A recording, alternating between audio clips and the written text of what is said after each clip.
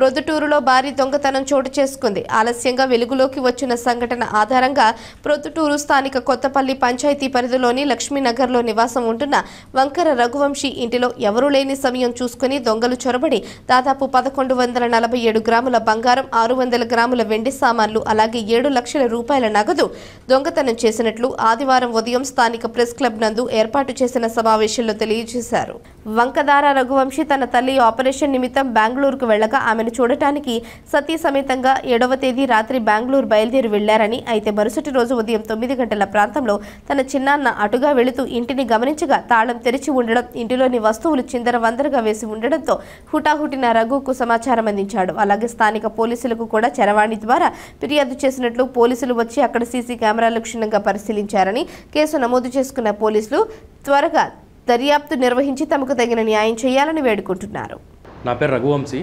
మా నాన్నగారు వల్లంకొండ సత్యం. మేము లక్ష్మీనగర్ నెంబర్ 19లో నివాసం ఉంటాము. 7వ తేదీ శుక్రవారం మధ్యాహ్నము బెంగళూరులో మా అమ్మగారికి ఆపరేషన్ జరిగినందువల్ల నేను, మా భార్య, మా పిల్లలు మధ్యాహ్నం 3 గంటల 10 నిమిషాలకు బెంగళూరుకి బయలుదేరాము. అక్కడ చేరేసరికి రాత్రి 9:30 అయ్యింది. పొద్దున 9 గంటలకు ఆ మధ్యలో లక్ష్మీనగర్లోనే మా చిన్నాన్నగారు ఉంటారు. వాళ్ళు ఏదో డౌట్ వచ్చి ఇంటి దగ్గరకు వచ్చి చెక్ చేశారు. ఇంటి దగ్గరకు వచ్చి చెక్ చేస్తే వాకిలి ఓపెన్లో ఉంది. సరే ఇది ఏంద్రా అని చెప్పి లోపలికి పోయి చూశారు. లోపలికి పోయి చూస్తే అంతా చిందరవందరగా పడి ఉంది. మొత్తం బీరువా అంతా ఓపెన్ చేశారు, ర్యాక్స్ అన్నీ ఓపెన్ చేసి పెట్టారు. సో వాళ్ళకు సిచ్యువేషన్ అర్థమయ్యి ప్రొద్దుటూరు రూరల్ ఏరియాలో మన ఎస్ఐ గారికి ఫిర్యాదు చేయడం జరిగింది. సిఐ సార్ గారు, ఎస్ఐ సార్ గారు అందరూ వచ్చి ఇంటి దగ్గరకు వచ్చి మొత్తం అన్నీ చెక్ చేశారు. ఫింగర్ ప్రింట్స్ డిపార్ట్మెంట్ వాళ్ళకు కాల్ చేసి చెప్పారు. సార్ వాళ్ళు కూడా వచ్చారు. మాకు పొద్దున 9 గంటలకు ఆ మధ్యలో కాల్ చేస్తే మేము బెంగళూరు నుంచి హడావిడిగా బయలుదేరి వచ్చేసాము. మేము ప్రొద్దుటూరుకి చేరేసరికి దగ్గర 2-2:30 అయ్యింది. ఆ టయానికే మన ఎస్ఐ గారు ఇంటి దగ్గర ఉండి మొత్తం అన్నీ చెక్ చేస్తూ ఉన్నారు. సీసీ కెమెరాలు ఎక్కడెక్కడ ఉన్నాయి ఏంటి, ఆ చుట్టుపక్కల కాంపౌండ్ అవతల కూడా మొత్తం అన్నీ చెక్ చేపిస్తూ ఉన్నారు. పాపం లంచ్ కూడా చేయకోకుండా చెక్ చేస్తూ ఉన్నారు.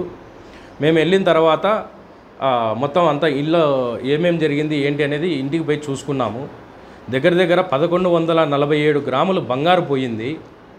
తర్వాత 300 గ్రాములవి 2 ప్లేట్లు, వెండి ప్లేట్లు దగ్గర అవి కూడా 600 గ్రాములు వెండి ప్లేట్లు పోయాయి.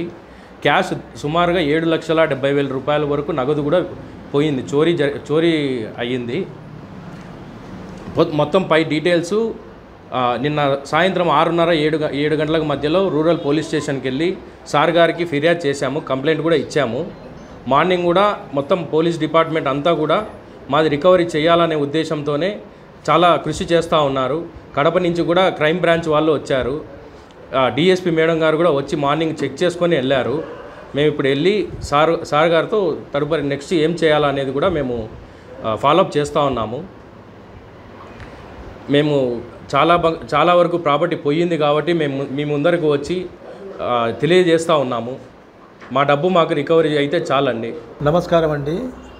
నా పేరు doctor Damodar, retired degree college principal Chagalamarri. అయితే 2018 నుంచి ఇక్కడే లక్ష్మీనగర్లో 26 నెంబర్లో నివాసం ఉంటున్నాను. ఇప్పుడు ఇందాక రఘువంశీ అనే అబ్బాయి మా అన్న కుమారుడు. యాక్చువల్గా మా వదినకు బెంగళూరులో ఆపరేషన్ చేసే సమయంలో సొమ్మంతా కూడా ఆమె సొమ్ము ప్రొద్దుటూరులోనే పెట్టి ఉండింది.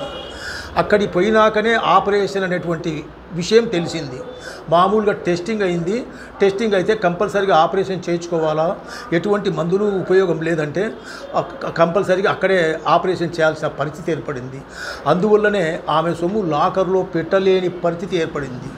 ఈ అబ్బాయి శుక్రవారం సాయంకాలం మధ్యాహ్నం 3:30 గంటలకు వాళ్ళ అమ్మను చూసేదానికి, ఇది శనివారం ఆదివారం సెలవు ఉన్నాయి కాబట్టి ఆయన భార్య అదేవిధంగా అక్కడికి పోయి వాళ్ళ అమ్మను చూసి వాళ్ళ నాయన్ని పిలుచుకొని వస్తామనే ఉద్దేశంతో వెళ్ళిపోవడం జరిగింది.